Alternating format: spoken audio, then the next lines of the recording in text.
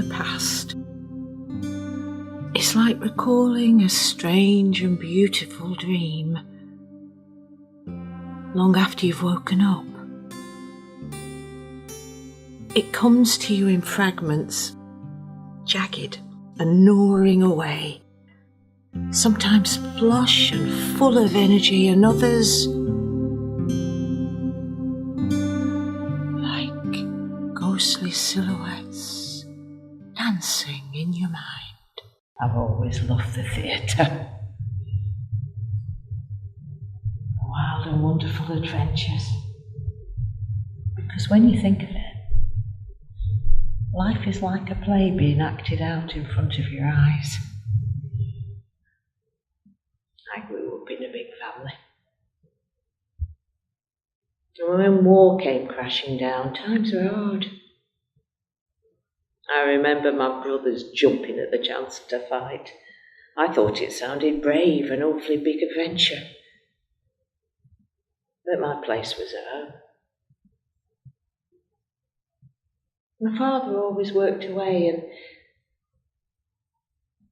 I remember watching my mother and wondering how she did it. Always busy, always on her feet. Somehow never falling to pieces. She got a job in a munitions factory to help us buy, and that left me in charge. And when she'd go off to work, it was my job to get the young ones up and fed and washed and off to school. I was always chasing them around, trying to be like Mother, stern and confident, but I was always wrestling, fighting rebels.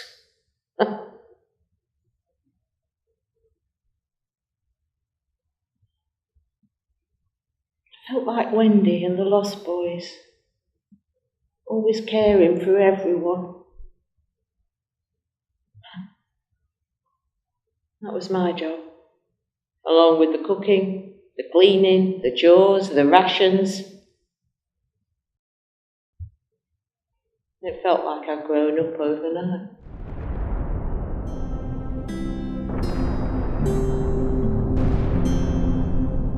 We spent so much time on tiptoe, afraid of our own shadow.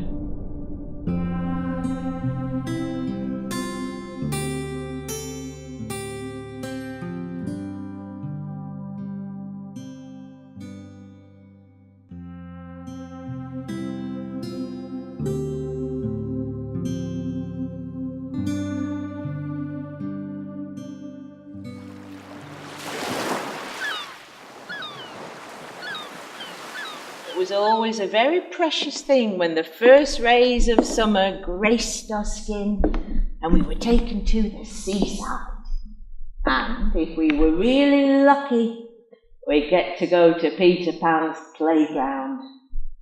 It was fabulous. There was deck chairs everywhere, little children bathing their feet in the open-air pool, and people soaking up the sun and bathing their feet. There was boats, go-karts, and a cafe that did the best sandwiches in Southport. We played so many games with other children like we'd known them for years. It still makes me laugh when I picture my dad's slab cap. He never took it off, not even in the sun. It felt like nothing else existed. And I never wanted to go home. It's a shame it's long gone now. Who didn't want to be like Wendy and the Lost Boys, having wild adventures and learning how to fly?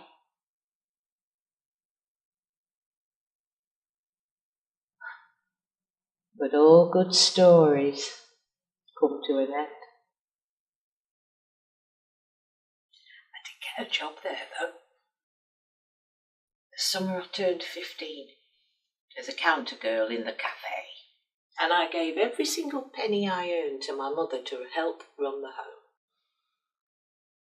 Still like Wendy, caring for another generation of lost boys, their faces grinning, just like mine had. I guess Peter never really wanted to let me go. We all have to grow up sometimes. Sometimes when I'm on the train to Southport and I see excited little children, I remember when I was young and fancy and eager to play with Peter in his playground.